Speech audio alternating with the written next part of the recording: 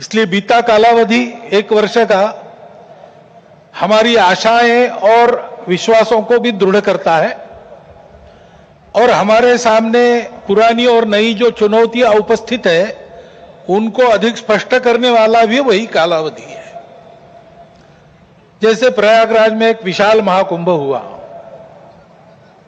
आधुनिक व्यवस्थापन के सारे कीर्तिमान तोड़कर एक जागतिक विक्रम तो उसने प्रस्थापित किया ही, लेकिन संपूर्ण भारत में श्रद्धा और एकात्मता की एक लहर उसने दौड़ा दी। पिछले साल एक दुर्घटना पहलगाम की भी हुई,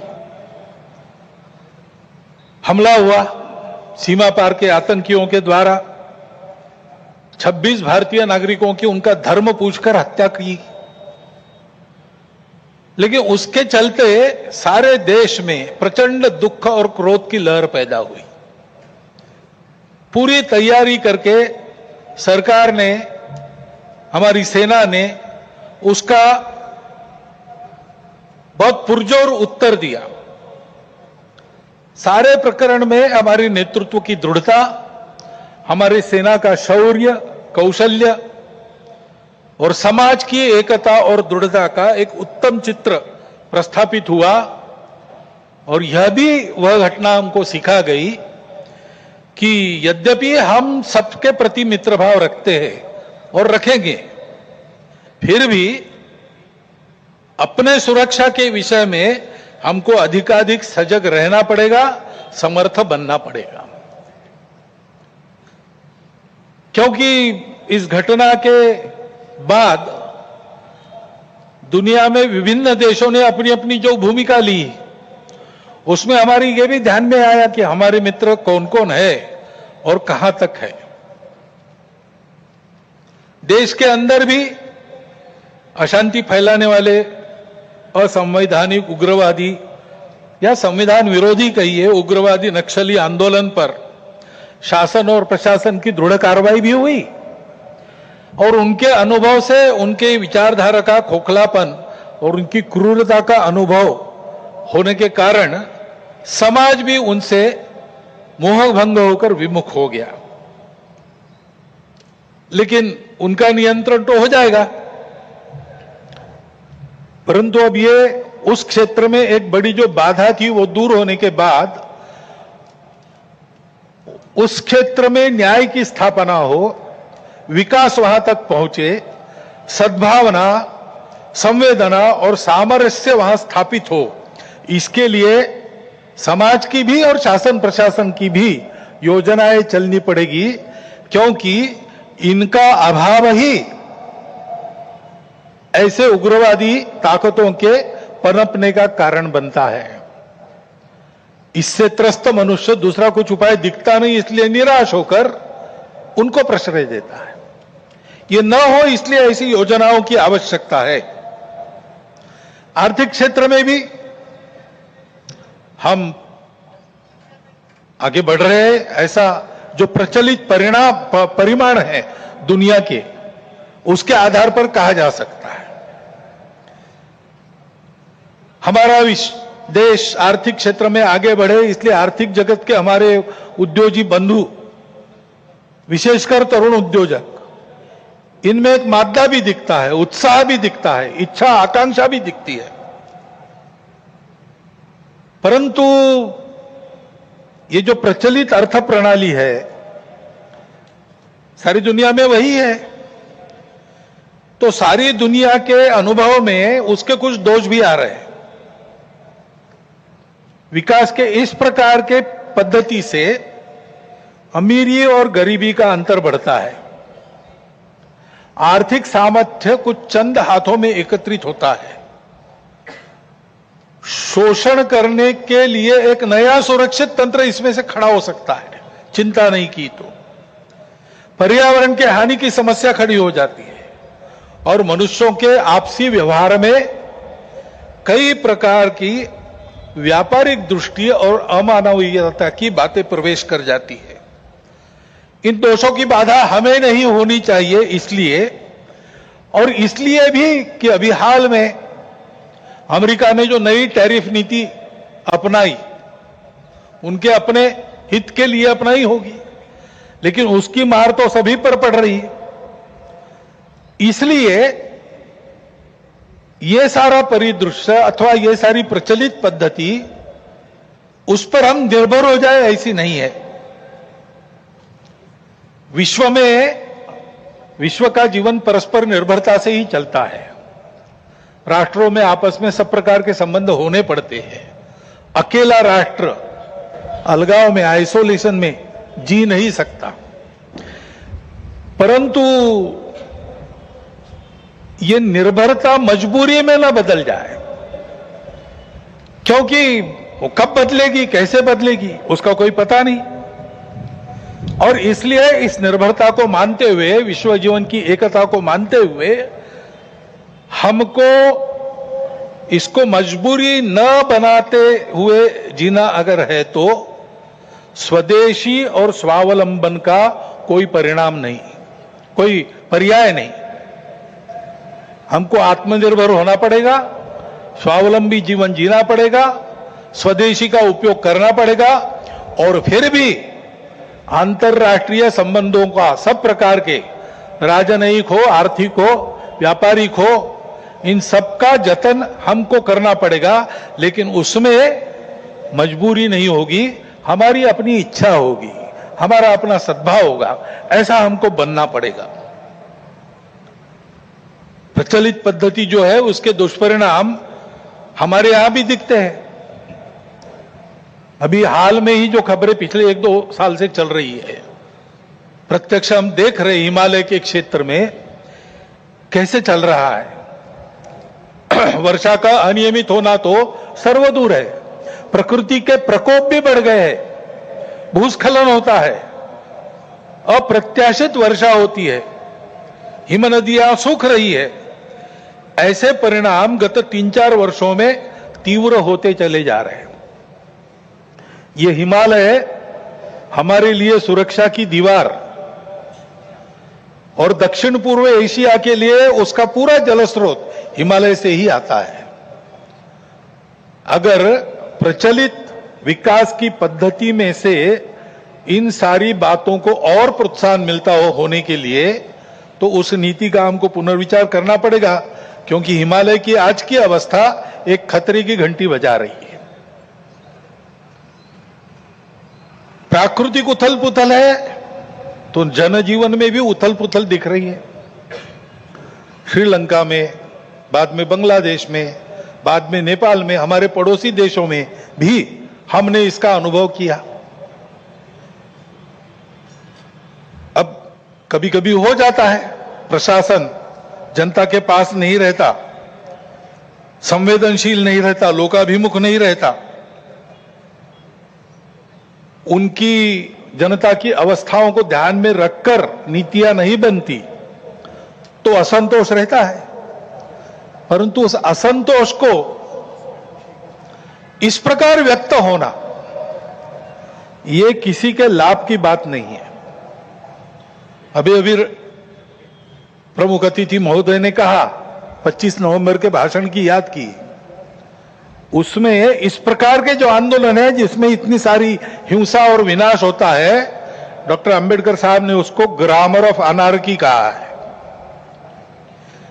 प्रजातांत्रिक मार्गों से भी परिवर्तन आता है, ऐसे हिंसक मार्गों से परिवर्तन नहीं आता है। एक उथल पुथल हो जाती है, लेकिन स्थिति यथावत रहती है। पूरे दुनिया का अभी तक का इतिहास देख लीजिए, जब से ये उथल पुथल वाली तथाकथित रिवॉल्यूशंस, क्रांतियां आई, किसी क्रांति ने अपने उद्दिष्ट को प्राप्त नहीं किया। राजा के खिलाफ फ्रांस की राज्य क्रांति हुई, उसका परिणाम क्या हुआ? नेपोलियन बादशाह बन गया, वही राजतंत्र कायम रहा। इतनी सारी तथाकथित साम्यवादी क्रांतियां हुई, सब साम्यवादी देश आज पूंजीवादी तंत्र पर चल रहे हैं, जिसके खिलाफ क्रांति हुई। ऐसे हिंसक परिवर्तनों से उद्देश्य नहीं प्राप्त होता है, उल्टा इस अराजकता की स्थिति में देश के बाहर की स्वार्थी ताकतों को अपने खेल खेलने का मौका मिलता है। और इसलिए हमारे पड़ोसी देशों में जो उथल पुथल हो रही, ये हमारे ही देश है, वे हमसे दूर नहीं है। कुछ वर्ष पूर्व भारत ही थे, हमारे अपने हैं। उनमें इस प्रकार की अस्थिरता उत्पन्न होना, ये हमारे लिए, हम केवल उनके पड़ोसी है इसलिए नहीं, वो सब हमारे अपने देश है, इसलिए चिंता का विषय है। हितरक्षण से भी ज्यादा ये जो हमारा आत्मीयता का संबंध है, अपनेपन का संबंध है, उसके चलते ये चिंता होती है। परिस्थितियां ऐसी है, जैसा मैंने कहा, दोनों प्रकार है। सुखदायक रूप बहुत दिखता है, सुख सुविधा बढ़ी, मनुष्य के ज्ञान की विज्ञान की प्रगति हुई, व्यवस्थाएं आरामदायक बनी, राष्ट्र पास आए, माध्यमों के जरिए भी और आर्थिक लेन देन के जरिए भी। परंतु इस परिवर्तन की, विज्ञान और तकनीकी की गति इतनी ज्यादा है कि मनुष्यों की गति का बदलने की और उसका तालमेल नहीं बैठ रहा है। इसलिए भी मनुष्य जीवन में कई प्रकार की समस्याएं, युद्ध, अन्य छोटे बड़े कलह, ये तो सब चल ही रहे। प्रकृति के उग्र प्रकोप को हम अनुभव कर रहे हैं, लेकिन परिवारों में भी टूटन आ रही है। नागरिक जीवन में बढ़ता हुआ अनाचार, अत्याचार दिखाई देता है। इसके शमन के, इसके उपाय चलते हैं, प्रयास हुए हैं, परंतु इसका पूर्ण निदान होने में वो असफल हो गए हैं। और उसके ऊपर अस्वस्थता, कलह, हिंसा को बढ़ाते हुए विश्व में सब प्रकार की परंपरा, मांगल्य, संस्कृति, श्रद्धा, इसका संपूर्ण विनाश ही आगे परिवर्तन लाएगा। ऐसी उल्टी विचारधारा, विपरीत विचारधारा और घातक विचारधारा लेकर चलने वाला एक नया पंथ उदय में आया। बहुत पहले आया, आजकल वो भारत में भी अपने हाथ पैर फैलाने की कोशिश कर रहा है, सभी देशों में। उसके कारण जो समाज जीवन की अस्त व्यस्त अवस्था हुई है और एक तरह से अराजकता की ओर सारा समाज बढ़ रहा है, ऐसी संभावना दिखती है। उसका अनुभव सब देशों में हो रहा है और इसलिए इन सारी परिस्थितियों को लेकर विश्व जब पुनर्चिंतन करता है तो वो भारत की ओर अपेक्षा से देखता है। भारत इसका कोई उपाय निकाले, ऐसे विश्व में भी अपेक्षा है। और सौभाग्य से भारत में एक आशा की किरण ये दिखाई देती है कि नई पीढ़ी में देशभक्ति की भावना, अपने संस्कृति के प्रति आस्था और विश्वास का प्रमाण निरंतर बढ़ा है। संघ के स्वयंसेवकों सहित समाज के व्यक्ति और समाज की संस्थाएं अभावग्रस्त वर्गों की निस्वार्थ सेवा करने के लिए अधिकाधिक आगे आ रहे हैं। समाज स्वयं को सक्षम अनुभव करता है और इसलिए कई बातों में सरकार के पहले पहल करके अपने सामने की समस्याओं का खुद ही निदान करने में यशस्वी हो रहा है। यह भी एक अच्छा लक्षण है और इसलिए ऐसे सब कार्यों में समाज का सहयोग संघ भी अनुभव करता है, अन्य ऐसे काम करने वाले संगठन और व्यक्ति भी अनुभव करते हैं। प्रत्यक्ष सहयोग और सहभाग, इसकी इच्छा समाज में बढ़ रही है और बुद्धिजीवियों में भी अपने देश के, हमारा कोई स्वतंत्र अलग ऐसा कोई प्रतिमान, ऐसा कोई मॉडल हो सकता है क्या, इसकी खोज करनी चाहिए, ऐसा चिंतन बढ़ रहा है। क्योंकि भारतीय चिंतन दृष्टि एक विशेष है। हमारे प्रमुख अतिथि महोदय ने जितने नाम लिए उन सहित स्वामी विवेकानंद से लेकर तो महात्मा गांधी जी, दीनदयाल उपाध्याय, राम मनोहर लोहिया जी तक, इन सब लोगों ने इस प्रकार का एक दृष्टि को, इस प्रकार की दृष्टि को सामने रखते हुए कुछ चिंतन दिया है। उसकी तफसील उसके अलग अलग होंगे, परंतु उसकी दिशा एक ही है। आधुनिक विश्व के पास जो दृष्टि है वो गलत नहीं है, लेकिन अधूरी अवश्य है। मानव का भौतिक विकास होता है, नैतिक विकास की ओर ध्यान नहीं रहता है। विकास होता है, पर्यावरण की ओर ध्यान नहीं रहता। विकास होता है, कुछ लोगों का होता है, कुछ का नहीं होता। आज अमेरिका का जीवन विकसित माना जाता है, उसको आदर्श मानकर हम चले भारत के लोग, और हमने चाहा कि भारत अमेरिका जैसा जीवन जिए।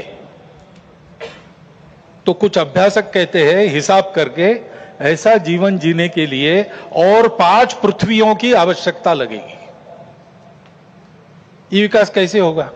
ये हो नहीं सकता। प्रगति के साथ साथ इसी के कारण नई नई समस्याओं को हम झेल रहे, जो प्राण संकट बन रही है। दृष्टि का अधूरापन ही इसके लिए कारण है। हमारी दृष्टि है, हमारी दृष्टि भौतिक विकास के साथ साथ मन, बुद्धि और आध्यात्मिकता का विकास कर सकती है, करती है। व्यक्ति के साथ साथ मानव समूह और सृष्टि का भी विकास साधने वाली हमारी दृष्टि है।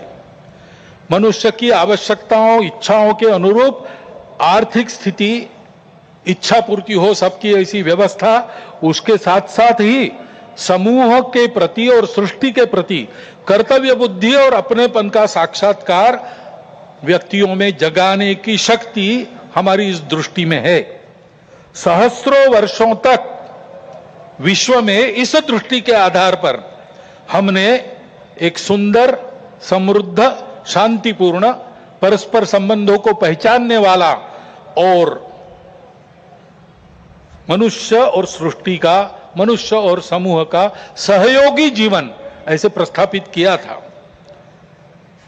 आज विश्व के आवश्यकताओं की पूर्ति करते हुए उनकी समस्याओं का निराश करने का शाश्वत निदान देने वाली एक नई रचना को विश्व आवश्यक मान रहा है, भारत से अपेक्षा कर रहे हैं, और नियति शायद यही कार्य हम भारतवासियों से चाहती है कि हम अपने उदाहरण से विश्व को एक नया ऐसा रास्ता दें।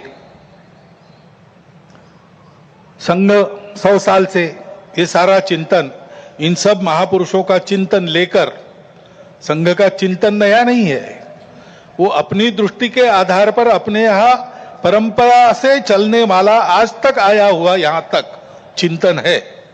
उस चिंतन को लेकर संघ 100 साल से काम कर रहा है। समाज जीवन के विभिन्न आयामों में, संगठनों में, संस्थाओं में, स्थानीय स्तर पर भी, व्यक्तिगत पहल से भी स्वयंसेवक सक्रिय है।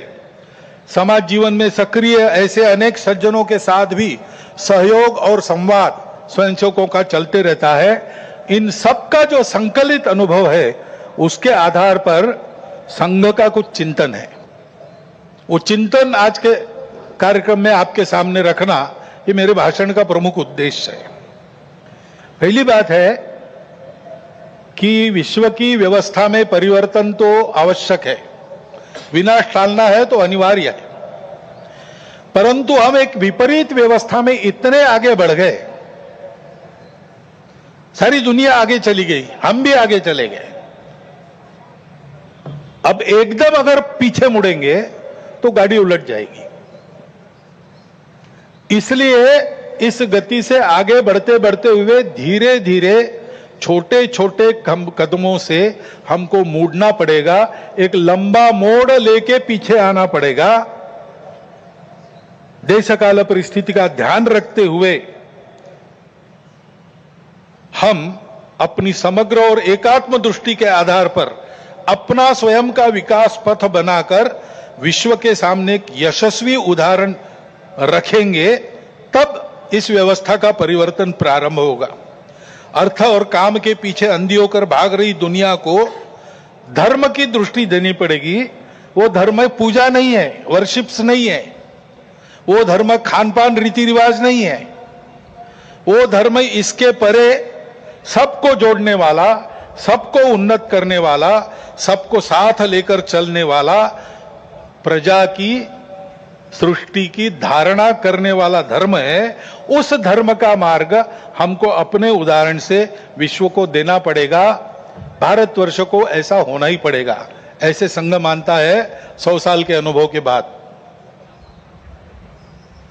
अब संपूर्ण देश को ऐसा खड़ा करना है, लेकिन व्यवस्था है उसको नहीं बना सकती। व्यवस्था बनाने वाला मनुष्य होता है, समाज होता है, वो जैसा है वैसी व्यवस्था बनाएगा। कहते हैं प्रजातंत्र में अंग्रेजी में एक वाक्य, people get the government they deserve. तो ये नहीं है कि सारा कुछ जिम्मा उन पर है, उनकी समीक्षा करके स्तुतियां उनकी निंदा हम करते रहे, ऐसा नहीं होता है। जैसा समाज है वैसी व्यवस्थाएं चलेगी, और इसलिए समाज के आचरण में परिवर्तन आना चाहिए, तब व्यवस्था में परिवर्तन आता। वैसे भी कोई स्थापित व्यवस्था अपने को स्वयं को बदलने की इच्छुक नहीं रहती, और अपने को स्वयं को बदलने का उसका सामर्थ्य भी नहीं रहता, क्योंकि वो स्वयं को नहीं बनाती, समाज उनको बनाता है। ये सामर्थ्य समाज के पास रहता है। समाज को अपने आप को नए आचरण में ढालकर खड़ा होना पड़ता है। ये व्यवस्था परिवर्तन की पूर्व शर्त है। और समाज के आचरण के परिवर्तन जो आता है वो भाषणों और पुस्तकों से नहीं आता। प्रबोधन तो करना ही पड़ता है, लेकिन प्रबोधन करने वालों को स्वयं जो परिवर्तन चाहते हैं उसका उदाहरण बनना पड़ता।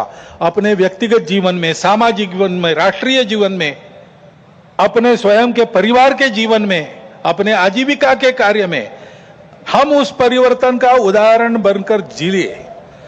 और ऐसे जो उदाहरण स्वरूप व्यक्ति होते हैं जिनके जीवन में पारदर्शिता है, निस्वार्थ बुद्धि है, जिनके पास प्रामाणिकता है, संपूर्ण समाज को अपना मानकर जिनका जीवन व्यवहार उस समाज के हित के लिए चलता है, ऐसा स्थानीय नेतृत्व देने वाले व्यक्ति होने पड़ते हैं। इसलिए उन व्यक्तियों का निर्माण करना पड़ता है। और इसलिए संघ का अनुभव है, व्यक्ति निर्माण से समाज परिवर्तन, और समाज परिवर्तन में से व्यवस्था परिवर्तन, यही देश में और विश्व में परिवर्तन लाने का सही तरीका है। हर समाज में यही अनुभव है, ऐसा ही होता है। सब प्रगत देशों का इतिहास देखिए, आधुनिक इतिहास देखिए, ऐसा ही हुआ है। ऐसे व्यक्ति निर्माण करने की समाज की व्यवस्थाएं रहती है। हर एक राष्ट्र में, हर एक समाज का अपना एक पारिवारिक जीवन का तरीका था। अब लगभग सब जगह ध्वस्त हो गया, केवल भारत में बाकी है। परंतु 300 साल पहले अमेरिका में भी एक तरीका था, यूरोप में भी एक तरीका था। उस तरीके से ऐसे व्यक्तियों का निर्माण होता है।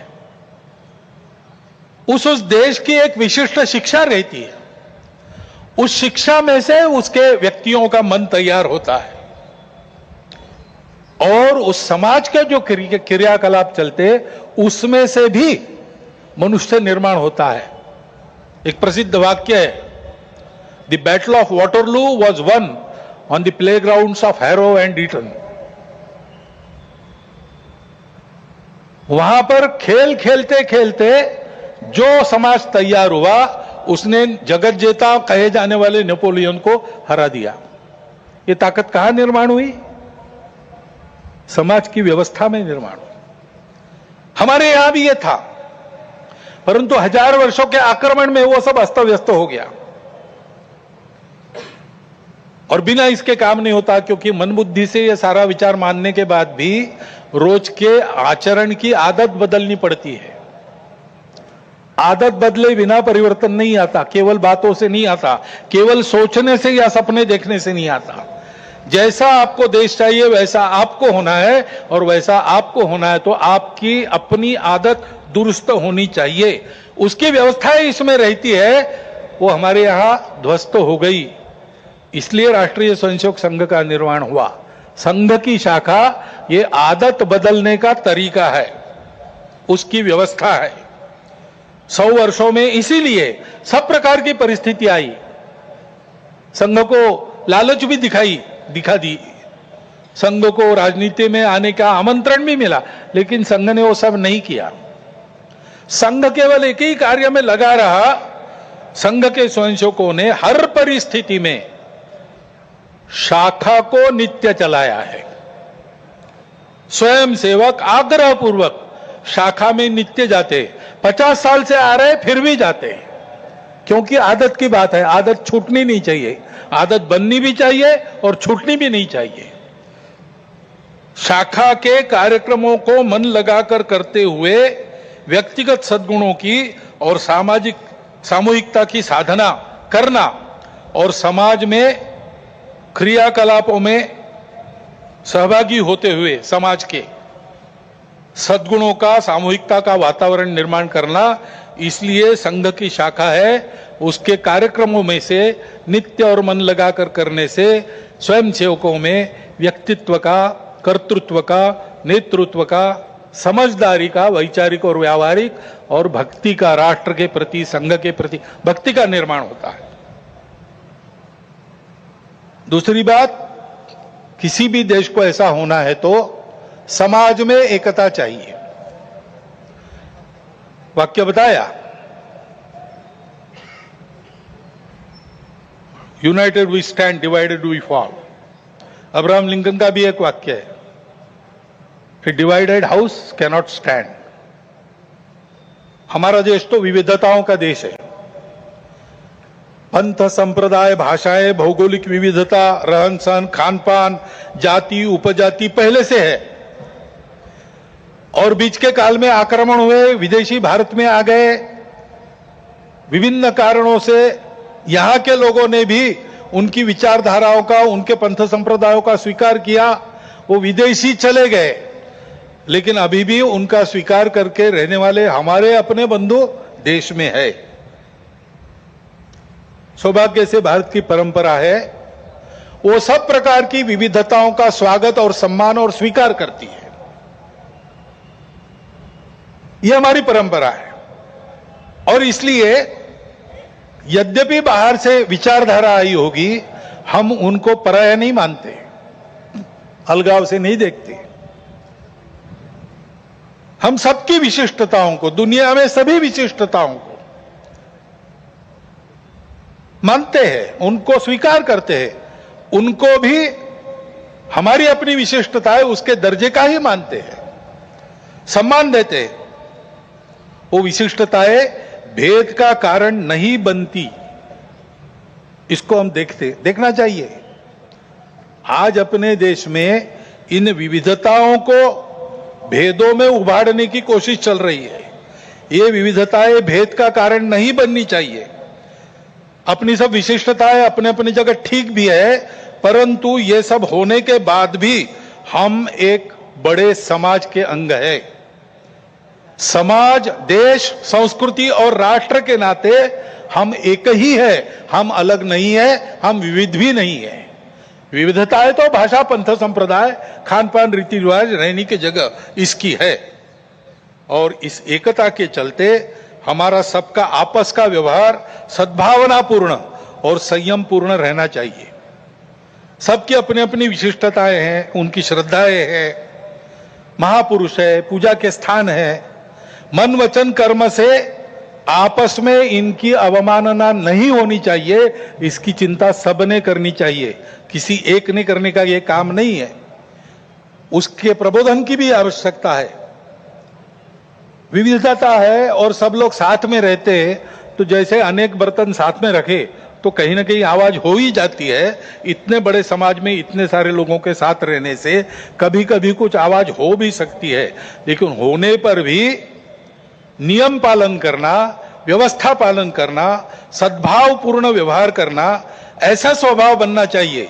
छोटी बड़ी बातों पर या केवल मन के संदेह पर कानून हाथ में लेकर रास्तों पर निकल आना, गुंडागर्दी, हिंसा करना, यह प्रवृत्ति ठीक नहीं। मन में प्रतिक्रिया रखकर अथवा किसी समुदाय विशेष को उकसाने के लिए अपना शक्ति प्रदर्शन करना, ऐसी घटनाओं को योजना पूर्वक कराया जाता है। उसके चंगुल में फंसना नहीं चाहिए। उसके परिणाम तात्कालिक और दीर्घकालिक दोनों दृष्टि से ठीक नहीं रहते। इन प्रवृत्तियों की रोकथाम आवश्यक है। शासन प्रशासन अपना काम बिना पक्षपात किए तथा बिना किसी दबाव में आए नियम के अनुसार करें, परंतु समाज की सज्जन शक्ति और युवा पीढ़ी को भी सजग और संगठित होना पड़ेगा। आवश्यकता अनुसार हस्तक्षेप भी करना पड़ेगा, क्योंकि ये अराजकता का व्याकरण है, इसको रोकना ही पड़ेगा। हमारी इस एकता का आधार क्या है? हमारी संस्कृति है। डॉक्टर अंबेडकर साहब ने इसको शब्द दिया है इनहेरेंट कल्चरल यूनिटी, अंतर्निहित सांस्कृतिक एकता। ये भारतीय संस्कृति प्राचीन समय से चलती आई है। भारत की विशेषता है वो सर्वसमावेशक है, सबका सम्मान और स्वीकार करने की सीख देती है, क्योंकि भारत के आध्यात्मिक सत्य पर, उस सत्य पर आधारित धर्म पर, यानी सत्य, करुणा, शुचिता और तप के सदाचार पर वह धर्म आधारित है। उसी पर यह संस्कृति भी बनी है। इसका जतन सनातन काल से आज तक हर परिस्थिति में किसने किया है? तो निश्चित रूप से इस देश के पुत्र रूप हिंदू समाज में ने किया है, और इसलिए कभी कभी उसको हिंदू संस्कृति भी कहते हैं। ऋषि ने अपने तपोबल से इसका निर्माण किया है, क्योंकि भारत में उनको इसका विकास करने के लिए आवश्यक समृद्ध और सुरक्षित प्रकृति मिली, परिवेश मिला, और पीढ़ी दर पीढ़ी इसको सरसाने के लिए, आगे पहुंचाने के लिए, इसकी सुरक्षा के लिए पूर्वजों ने परिश्रम किया है, त्याग किया है, बलिदान दिए। उस हमारी संस्कृति का आचरण, उसके आदर्श बने हमारे पूर्वजों का मन में गौरव और कृति में विवेकपूर्ण अनुसरण, तथा यह सब जिसके कारण संभव हुआ, उस हमारे पवित्र मातृभूमि की भक्ति, यह मिलकर हमारी राष्ट्रीयता है। विविधताओं के संपूर्ण स्वीकार और सम्मान के साथ हम सबको एक माल में मिलाने वाली यह भारतीय संस्कृति, यह राष्ट्रीयता है। इसको हम हिंदू राष्ट्रीयता कहते हैं। यही हमारे लिए हिंदू राष्ट्रीयता है। किसी को हिंदू शब्द से आपत्ति है, वो हिंदवी कहे, भारतीय कहे, आर्य कहे, जो कुछ है, ये सारे समानार्थी शब्द है, हम लोग जानते हैं। परंतु इस राष्ट्रीयता का स्पष्ट स्वरूप निर्देशित करने वाला एक ही शब्द हमको मिलता है, वो है हिंदू। वो कोई राज्य पर आधारित कल्पना है। हमारा राष्ट्र राज्य पर आधारित कभी रहा नहीं। हमारे यहां नेशन स्टेट की कल्पना नहीं है। हमारी यह संस्कृति राष्ट्र को बनाती है। राज्य आते जाते रहते हैं, राष्ट्र निरंतर विद्यमान रहा है। सनातन काल से अब तक ये हमारा प्राचीन हिंदू राष्ट्र है। इस अर्थ में हिंदू राष्ट्र है। सब प्रकार के उतार चढ़ाव हमने देखे, गुलामी भी देखी, स्वतंत्रता भी देखी। हम सदैव विद्यमान है, और इसलिए हिंदू समाज का बल संपन्न होना, शील संपन्न होना, संगठित होना इस देश के एकता, एकात्मता, सुरक्षा और विकास की गारंटी है। क्योंकि हिंदू समाज सनातन काल से यहां चलते आया है, वो इस देश का उत्तरदायी समाज है, रिस्पॉन्सिबल सोसाइटी है। और सौभाग्य से इस संस्कृति के और धर्म के कारण ऊपरविद के अनेकविध नाम और रूपों को देखकर, दुनिया की विविधता को देखकर मनुष्यों में बंटवारा और अलगाव खड़ा करने वाली हम और वो, अस एंड देम, इस मानसिकता से ये समाज पूर्णतः मुक्त था, मुक्त है और मुक्त रहेगा। वसुधैव कुटुंबकम की उदार विचारधारा का पुरस्कर्ता और संरक्षक यही समाज रहा है। विश्व के विकास में अपना अपेक्षित और उचित योगदान देने वाला देश, इसको बनाना ये इसीलिए हिंदू समाज का कर्तव्य बनता है। उसकी संगठित कार्य शक्ति के द्वारा विश्व को नई राह दे सकने वाले धर्म का संरक्षण करते हुए भारत को वैभव संपन्न बनाने का काम संकल्प लेकर 100 साल से कर रहा है संपूर्ण हिंदू समाज को संगठित करने का कार्य। क्योंकि समाज एक बार संगठित हो जाए तो ये सारे काम दूसरे किसी को नहीं करने पड़ते। नेताओं को, पार्टियों को, सरकारों को नहीं करने पड़ते। अवतारों को भी आने की जरूरत नहीं होती। समाज अपने सारे काम अपने बल पर कर लेता है। और इसलिए ऐसा समाज बनाने के लिए व्यक्तिगत और राष्ट्रीय चारित्र का निर्माण होना चाहिए, उनकी सुदृढ़ता बनी रहनी चाहिए। संघ की शाखा में अपने राष्ट्र स्वरूप की यह स्पष्ट कल्पना और गौरव प्राप्त होता है। और जो मैंने 5 बातें कही, कर्तृत्व, नेतृत्व, व्यक्तित्व, समझदारी और भक्ति, वो भी शाखा के इन संस्कारों से प्राप्त होती है। इसलिए शताब्दी वर्ष में हम जो कर रहे हैं, क्या सोचकर कर रहे हैं? एक तो ये सारा उत्पन्न करने वाला संघ की शाखा का काम, वो भौगोलिक दृष्टि से, समाज के विभिन्न स्तरों की दृष्टि से सर्वव्यापी होना चाहिए और सामाजिक आचरण में सहज परिवर्तन लाने वाला पंच परिवर्तन कार्यक्रम हमारा है। उसका कुछ वर्णन तो प्रमुख अतिथि जी ने भी किया है, मुझे आज करने की आवश्यकता नहीं है, क्योंकि इन 5 विषयों का पूरा विवरण गत 2-3 वर्षों में हम सतत कर रहे हैं। सबको पता है ये पंच परिवर्तन क्या है। सामाजिक समरसता, कुटुंब प्रबोधन, पर्यावरण संरक्षण, स्वबोध तथा स्वदेशी व नियम कानून, नागरिक अनुशासन और संविधान का पालन, इन 5 विषयों में स्वयं के आचरण से उनके उदाहरणों का, स्वयंसेवकों के उदाहरणों का अनुकरण समाज में हो, ऐसी अपेक्षा रख के कार्यक्रम चलेगा। इसमें जो करना है कृतियां, वो बहुत सरल है, सहज है, सब कर सकते हैं। और ये करने वाले केवल हम नहीं हैं, पहले से भी इस प्रकार के कार्यक्रम करने वाले अनेक व्यक्ति और अनेक संगठन समाज में है। उन सब के साथ हमारा सहयोग, समन्वय कुछ शुरू हो गया है, कुछ साधा जाएगा, सबको सहयोग रहेगा, सबके साथ समन्वय रहेगा। इसके आधार पर जो परिवर्तन आएगा समाज में, उससे भारतवर्ष खड़ा होगा। भारत का यही भूमिका भारत की रही है विश्व के इतिहास में। समय समय पर विश्व का खोया हुआ संतुलन वापस लाने वाला, विश्व के जीवन में संयम और मर्यादा का भान उत्पन्न करने वाला विश्व धर्म देना, कुछ वैश्विक मूल्यों के आधार पर अपने अपने देश की प्रकृति के अनुसार ये सारा योगदान हो, इस प्रकार का अपना अपना राष्ट्र खड़ा करना, ऐसा ये विश्व धर्म देना, ये भारत की भूमिका रही है। हमारे स्वातंत्र्य संग्राम तथा राष्ट्रीय नवोत्थान में पुरोधाओं के सामने स्वतंत्र होने के बाद भारत की समृद्धि और क्षमताओं के विकास का परिणाम क्या होगा, इसका जो चित्र था वो यही था। हमारे बंगाल प्रांत के माननीय संघचालक थे स्वर्गीय केशव चंद्र चक्रवर्ती, उत्तम कवि थे। उन्होंने इस बात को अपने एक कविता में बड़े सुंदर शब्दों में व्यक्त किया है।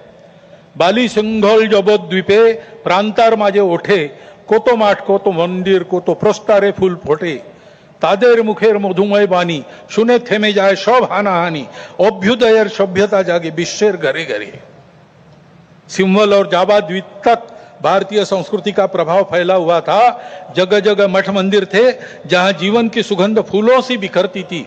भारत की मधुर और ज्ञानवाणी सुनकर अन्य देशों में भी वैरभाव और अशांति समाप्ति होती थी और अभ्युदय की, यानी सबके उदय की सभ्यता जागती थी।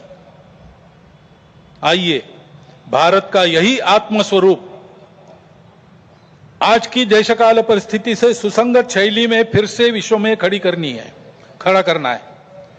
पूर्वज प्रदत्त इस कर्तव्य को और विश्व की आज की इस अनिवार्य आवश्यकता को पूर्ण करने के लिए हम सब मिलकर, साथ चलकर अपने कर्तव्य पथ पर अग्रसर होने के लिए आज की विजयादशमी के मुहूर्त पर सीमोल्लंघन को संपन्न करें। भारत माता की जय।